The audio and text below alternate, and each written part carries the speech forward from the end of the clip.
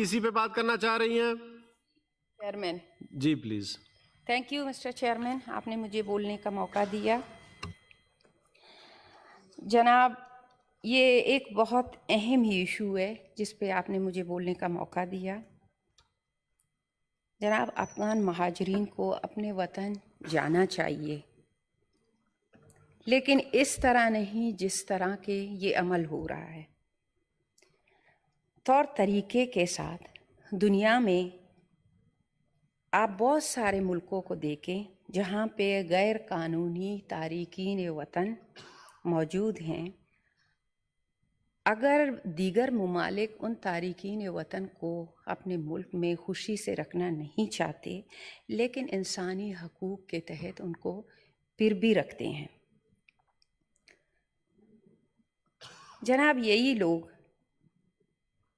پھر ان گورنمنٹ کے لیے یا اس ملک کے لیے معاشی بوجھ بن جاتے ہیں، اور یہی لوگ جناب بدحالی اور بے روزگاری کی وجہ سے یقیناً یہ لوگ کرائم بھی کرتے ہیں.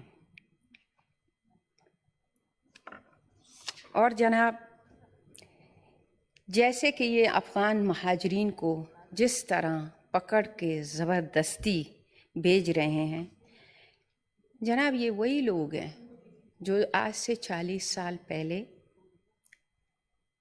انہی لوگوں کی وجہ سے امریکہ نے پاکستان کو اربوں ڈالروں سے نوازا، اور پاکستان کے بہت سارے ایسے لوگ ہیں جو اربوں پتی بن گئے ہیں، وہ بھی ڈالروں کے حساب سے. جناب، امریکہ نے جو اربوں ڈالر دیے وہ ایک کولڈ وار تھا رشیا کے خلاف.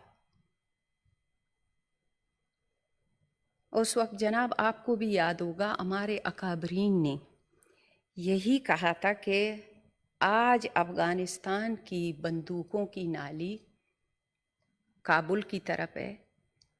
اللہ نہ کرے ایسا نہ ہو، خدا نہ خواستہ کسی دن یہی بندوقوں کی نالیاں اسلام آباد کی جانب ہوں. ڈریں اس دن سے. اور جناب وہ ٹائم آ بھی چکا ہے. یہ TTP وغیرہ تو یہی ہے. لہٰذا ہمیں سمجھداری سے کام لینی چاہیے. ہمیں جلد بازی کے ساتھ نہیں بلکہ پلاننگ کے تحت. ایسا نہ ہو کہ جناب یہ لاکھوں لوگ جو وہاں جا کے ری ایکٹ کریں اور یہی لوگ TTP وغیرہ جوائن کریں، اور اللہ نہ کرے کہ پاکستان میں یہی لوگ پھر دہشت پھیلائیں. جناب اس وقت ہم لوگ انہی افغان مہاجرین کے آنے پہ خوش تھے کیونکہ ہمیں اربوں ڈالر ملے تھے. اور اس کے علاوہ جناب یہی افغان مہاجرین ایران میں بھی گئے، لیکن ایرانی گورنمنٹ نے ان کا ایک ایریا مقرر کیا ہوا تھا کہ وہاں پہ جا کے افغان مہاجرین یہی کہتے تھے. وہ گورنمنٹ پوچھتا تھا ایرانی گورنمنٹ کہ آپ مہاجر ہو یا مجاہد. اگر مجاہد ہیں تو وہ اپنا اسلحہ دے دیتے تھے گورنمنٹ کو.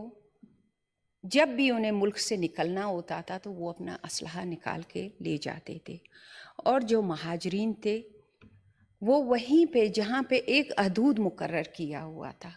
لیکن جناب یہاں آ کے ان لوگوں کو، ان افغانیوں کو پورے پاکستان میں اجازت دیا گیا. وہ KPK میں بھی رہے ہیں، انہوں نے زندگی گزاری ہے. اب جناب وہی افغان جو بلوچستان میں رہ رہے ہیں، ان لوگوں نے اپنے بچوں کو یہاں، مطلب جو افغان تھے بلوچستان کے افغانیوں یا پختونوں کے ساتھ، انہوں نے اپنے بچوں کو بیاہا ہے، بیٹیوں کو دیا ہے. اور جو بلوچستان والے ہیں ان لوگوں نے اپنی بیٹیوں کو دیا ہے.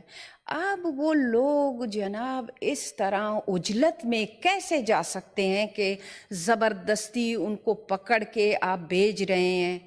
ہر ملک میں ایک قانون ہوتا ہے جناب والا، اگر قانون کے تحت ان کو بھیج دیا جائے یقیناً اس میں کوئی میرے خیال میں کیا کہتے ہیں کہ ناخوشگوار معاملہ نہیں پیدا ہوگا. لیکن جناب ہم نے، ہماری پاکستانی گورنمنٹ نے افغان گورنمنٹ کے ساتھ مل بیٹھ کر بات کرنی ہوگی.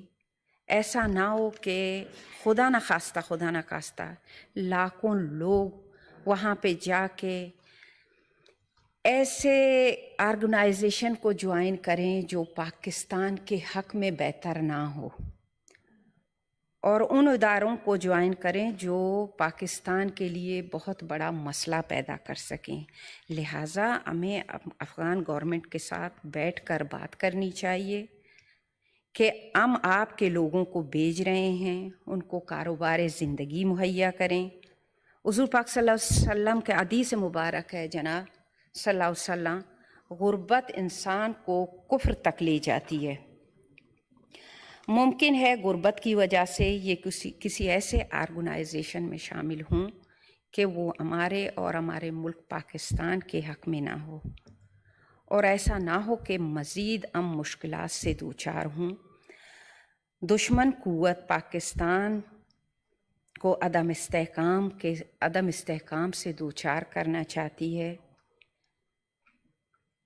یہ ایسے نہ ہو کہ یہ ان کے لیے افرادی قوت ثابت ہوں اور ان کے ساتھ بیٹھ کے خدا نخواستہ پاکستان کے لیے کوئی دہشت گردوں کا ساتھ دیں اور پاکستان کے لیے کوئی اور بڑا مسئلہ پیدا کریں. جناب ہمیں سمجھداری سے کام لینی چاہیے. ہماری گورنمنٹ اور افغان گورنمنٹ کو بات کرنی چاہیے. تھینک یو جناب. تھینک یو جی. آنریبل سینیٹر کامران صاحب آپ